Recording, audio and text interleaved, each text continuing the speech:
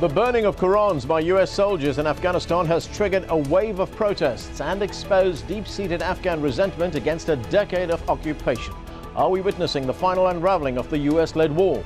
You're watching Inside Story Americas from Washington.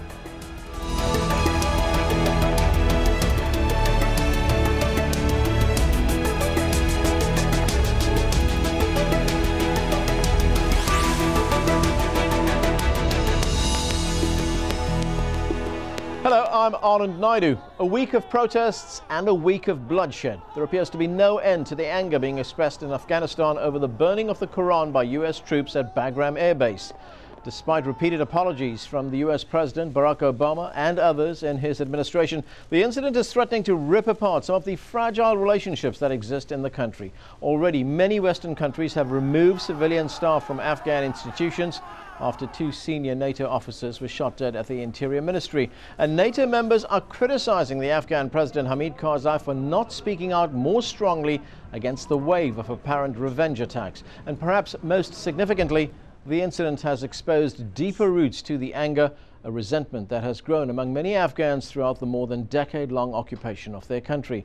Despite claims of progress, the US-led war continues to cause the deaths of Afghan civilians, and the Taliban appear far from defeated.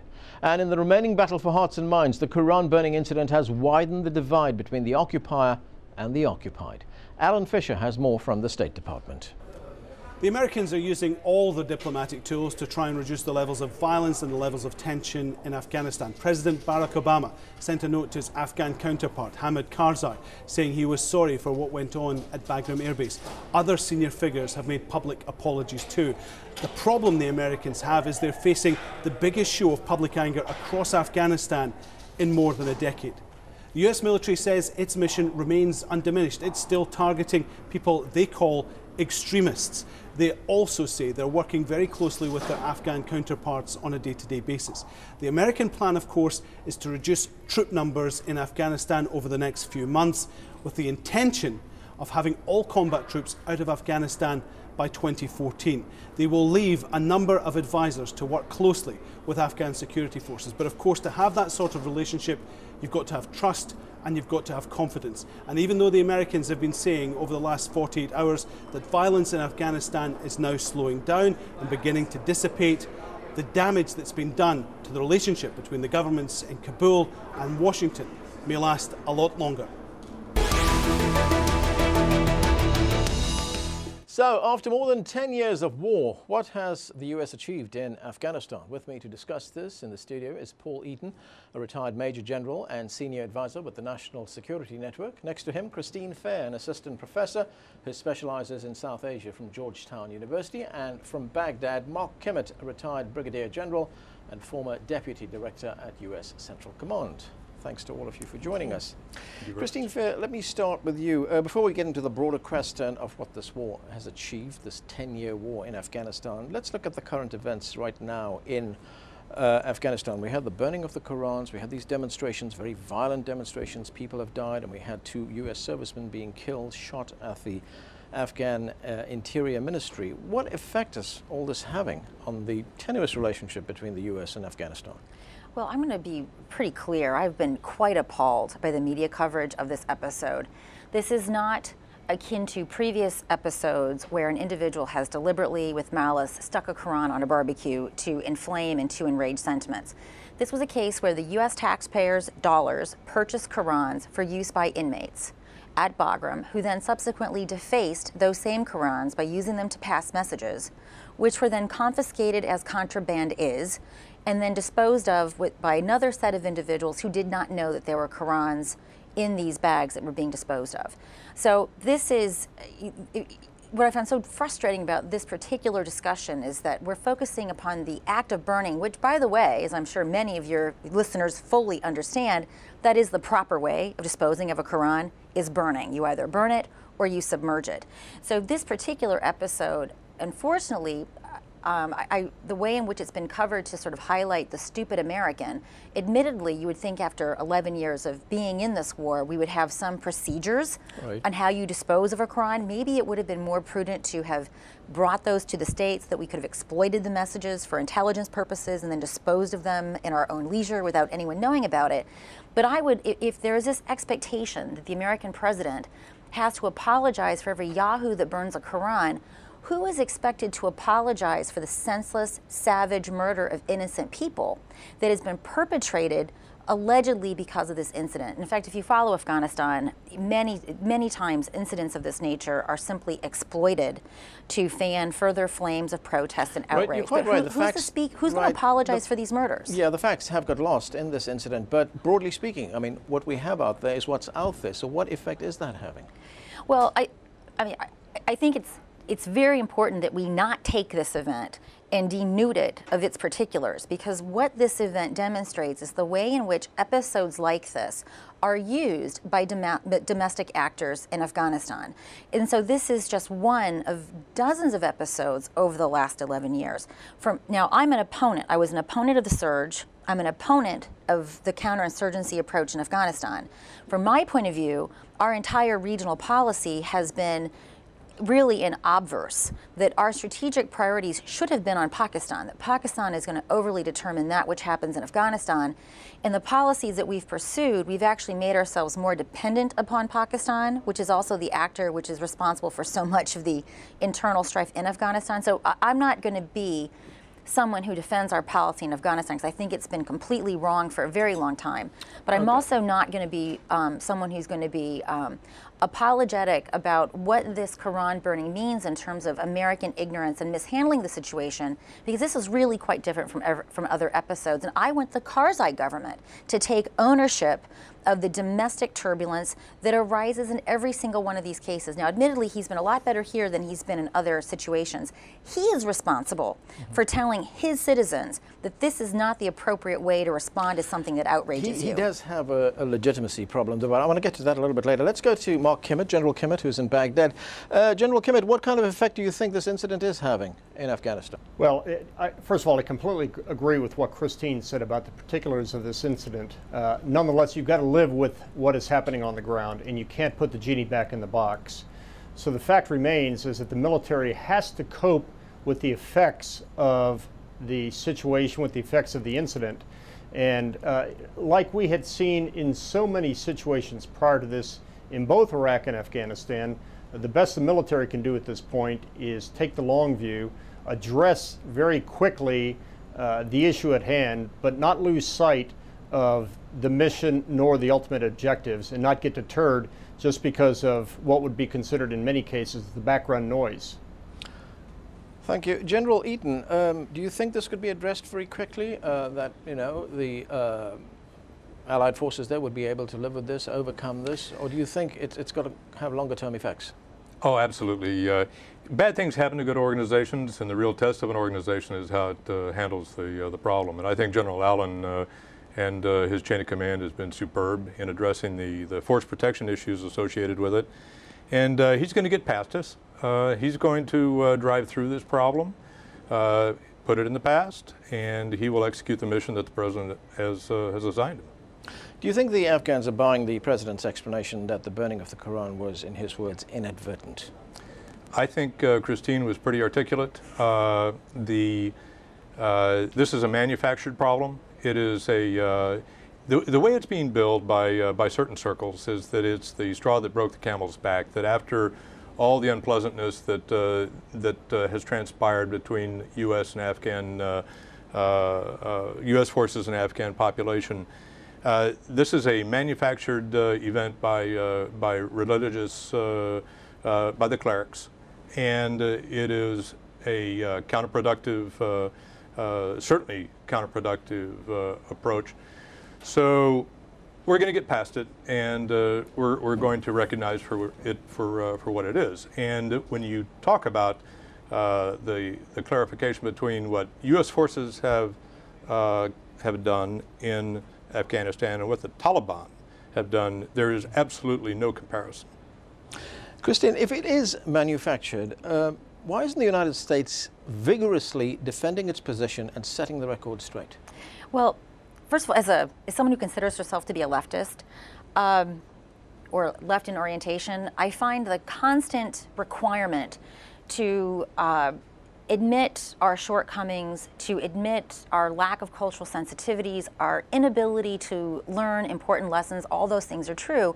But also there is this enormous pressure to be culturally relativistic, to find ways of explaining what is inexplicable. I actually found myself startled to be in utter agreement by a piece by Andrew McCarthy in the National Review Online, because he actually said what no one else has had the courage to say. We are somehow expected as Americans to accept that, okay, a Quran is burnt and you're going to kill people. And that to hold people responsible for savage butchery is somehow beyond the pale of political correctness. Oh, you're anti-Muslim if you can't understand their enraged sensitivities. Let's be very clear, this is absolute nonsense. Your point was fabulous. Every time the Taliban burns down a girls' school, how many Qurans are burnt? Where is the outrage? Where is the howling? Next door in Pakistan, when it is a sport to burn down a Shia mosque or an Ahmadiyya place of worship, because you're not even allowed to call that a mosque, how many Qurans are burnt? Where is the outrage? So there is even a more basic, fundamental hypocrisy that I am unable to simply contain anymore. And that is, Muslims in the United States have far more religious freedom than any religious community in Muslim countries, with very few exceptions. And this is not extraneous. Right, but isn't Afghanistan being seen by Afghans as a country that is occupied?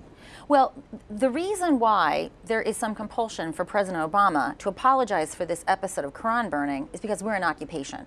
I've already been very clear that I do not agree with the policy priorities that we've pursued. However, there is a larger issue of globalization. For example, let's take the cartoon crises. There needs to be a civilized dialogue about how do we reconcile fundamental freedoms of speech, which in Western liberal democracies is the exact same coin, the other side of which guarantees religious freedom, with the fact that there are folks who find aspects of free speech to be deeply disturbing. Those individuals need to find a different way of managing their anger and their frustration than rampaging and then by killing. And we also have to be more nuanced in how we understand these acts of violence. Let me give you an example. When I was in Pakistan during the cartoon riots, everyone went crazy, blowing things up, setting things on fire. But if you actually looked at the violence, this wasn't really anti-American. What it really was, for example, in the case of Peshawar, there had been a new bus service set up, the Daewoo bus service, very clean, very largely affordable for some set of people, major competition for the traditional lousy buses. Well, guess what got burnt to the ground during the cartoon riots? So we also have to understand there's a degree to which these events are manipulated for domestic political purposes, and so they have a level of meaning that we're not really addressing here. This is not the only incident. General Eaton, let me ask you this. You know, the United States and NATO allies seem to be shooting themselves in the foot, in both feet at times. I mean, this is, like I said, it's not the only incident. I mean, we had the burning of the Quran right now, but there was also those pictures of the so-called kill teams, which were urinating over bodies of Afghan civilians. We had British soldiers, that was also caught on tape, abusing children. We had the soldier who displayed an SS banner, a Nazi banner. When we look at these things as a whole, they have a point there, don't they? Well, the United States Army, the United States Marine Corps are absolutely the best fighting forces on the planet. They are extraordinarly disciplined, and they are I stand behind them 100%, as I do behind the coalition. A+, you still have 3% odds of making a mistake. We have made mistakes. We have followed up on those mistakes, and again, we have taken care of the problem children that eventually we have to root out. We are a great fighting force. We're doing the best we can, and we will take care of those who don't meet our standard. Okay, I want to go now to the broader question of what this was achieved this past 10 years of war. Now, earlier this month, The New York Times published a piece about Lieutenant Colonel Daniel Davis. He's a 17-year veteran of the Army. He returned from his second tour in Afghanistan. And I just want to look here at some of the conclusions that he reached in this report that he put out. And this was a piece that he wrote, an op-ed piece for the Armed Forces Journal, which was entitled Truth Lies in Afghanistan. Daniel Davis says that after an extensive tour of the country, what he saw in Afghanistan bore no resemblance to rosy official statements. He also reported that an Afghan advisor in Kunar province tells Davis security forces have made deals with the Taliban. He was told by a U.S. officer in Kandahar that troops don't have a lot of confidence that the leadership 2 levels up really understand what the situation really is. And Davis quotes an Afghanistan guard who says the Afghan policemen rarely leave the cover of their checkpoints. The Taliban literally run free. Let's go to General Mark Kimmitt, who is in Baghdad. General Kimmitt, what do you make of that? Well, that could very well be the opinion of one man, but he suggests incorrectly that somehow the United States military is engaged in a giant cover-up and a practice of deception in terms of what is being said about the war and the progress of the war. This is the most transparent operation that anyone has ever seen. You know, one of the reports one of the other points, the arguments of Colonel Davis. If I could finish, yeah. If I could finish, and I just think it's unfair that we take the report of one individual, sort of blow it up in large pastel colors and large type font, and say just because that's the opinion of one man, it's somehow reflective of the entire force, and that somehow the higher command is engaged in a conspiracy to hide the truth. That's just ludicrous, and I think anybody that has any experience on the ground will stand behind that. Okay. Christine Fair, do you agree with that? Because one of the other points that Daniel Davis made in that report was that he said that the leadership of the U.S. military in Afghanistan was engaged in the biggest distortion of the truth when it came to telling the American people and the American Congress about what was really happening in Afghanistan. Here, I'm probably more in agreement with the author. For example, so the general's right. There are a lot of data about this war. For example, though, we can debate what those data mean. Like one of my favorite farcical data that are, touted to show progress is the Asian survey, the Asia Society survey of Asia Foundation survey of Afghanistan. That's frequently used to show public opinion. You'll be really surprised to see the levels of support that President Karzai has at different periods when these surveys have been fielded. When you get about 2/3 through the survey and you then come across the question, do you feel like you can criticize your government? Most people say no. So, similarly, when previous leadership has been in place at NATO ISAF, they actually did make what's called a placemat. They made data available. Since 2009, those data have not been available. Even when they were available, the definitions were somewhat questionable. For example, SIGACs, which are basically reports of significant activities. The definition of that changes from time to time, from commander to commander. But mostly SIGACs capture what happens to us, not what happens like Afghan on Afghan violence. And the other thing is what analysts would call endogeneity. So when SIGACs go up, does it mean that we are engaging the Taliban more? Or does it mean that the Taliban are engaging us more? When SIGACs go down, does it mean that the Taliban are afraid of us so that we aren't leaving? So it is true that there are a lot of data that are generated and that is presented episodically to Congress at various DoD reports, but a lot of that so-called data, I think, can be deeply disputed. From my point of view, we have to, at the end of this decade, we have to ask, what have we really gained? And if you look at what our major security threats are, all of our threats in Pakistan have redoubled and multiplied, during which Pakistan has continued to build its fissile materials with our subsidy. And so at the end of this, we're kind of at a stalemate with Afghanistan, but Pakistan is actually a lot more dangerous than it's ever been. Okay. General Eaton, what do you make of the fact that the United States and its NATO allies are now talking with the Taliban? This was ostensibly the enemy that they went to fight over there. It's high time. You've got to engage. This is a political dilemma that we're in right now as much as a military operation. So when you're faced with a political challenge, it's always best to sit down with your political opponent. And that's what we're doing. It is overdue. And the Taliban have a vote on how this will turn out. And the earlier we bring them into the fold, at the table, and have the meetings, to start the meetings, to develop more meetings, to achieve an outcome, a political outcome, the better off we'll be. Okay, General Kimmitt, do you agree with that it's time to talk with the Taliban, to come to an agreement with the Taliban? This is the enemy that you've been fighting. And what does it tell us about this Allied effort in Afghanistan? Well, I would agree with what was said up to this point. I mean, the fact remains that at the end of the day, this situation in Afghanistan will not be settled on the battlefield, but will probably be settled at the negotiating table. I do have great concern about the willingness of the Taliban to negotiate, whether there is any way at the table we can either change their behavior or change their strategic view of what they think Afghanistan is going to be. But I would agree that it's worth trying. I just don't have a lot of hope that it's going to achieve anything. Christine, I just want to look at one other point, and that is the role that U.S. public opinion plays in this war. Let's take a look at how Americans view the war in Afghanistan. Now, we're looking at one of the recent polls that was taken. A majority, 55%, believe the U.S. military effort is going either very well or fairly well. Nevertheless, almost the same number of people, 56%, want President Obama to pull U.S. troops out of the region as soon as possible, and another survey showed 63% of Americans oppose the war, compared to 35% who say they support it. And what's your question? The question is, when the administration here looks at those figures, looks at Americans' opinion of the war, is that why it's putting out these sort of inspired statements we're getting from Secretary of Defense Leon Panetta saying, well, there could be a possibility we'll pull the troops out next year?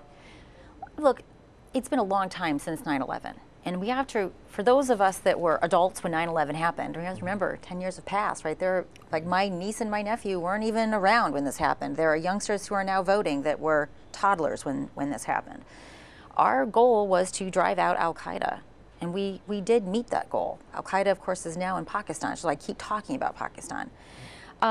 The nation-building goals that we have taken on for ourselves at a time when we are in a global recession, when our own country is lacking infrastructure, when the recipients of these efforts, rightly or wrongly, seem to, in fact, resent it rather than be appreciative, the American taxpayer also, who are sending our brothers, sisters, fathers, sons, and daughters to fight this war, we have a legitimate set of questions to ask. What are our legitimate national security interests in Afghanistan?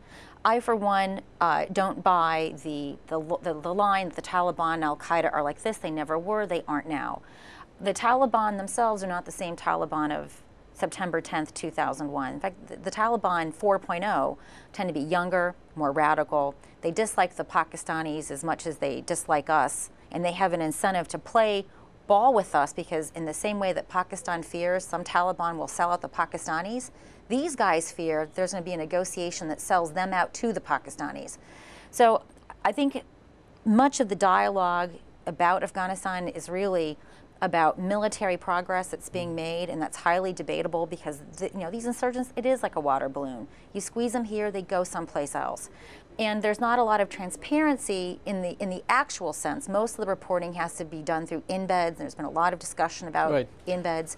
So I think what the president has to deal with is that Americans no longer largely believe the story about why we're there, and we're not really willing to continue paying the cost to stay there, given what we're seeing as the outcomes. Okay. Time's catching up with us. Let me go to General Eaton. Let's look at a hypothetical situation. The United States talks with the Taliban.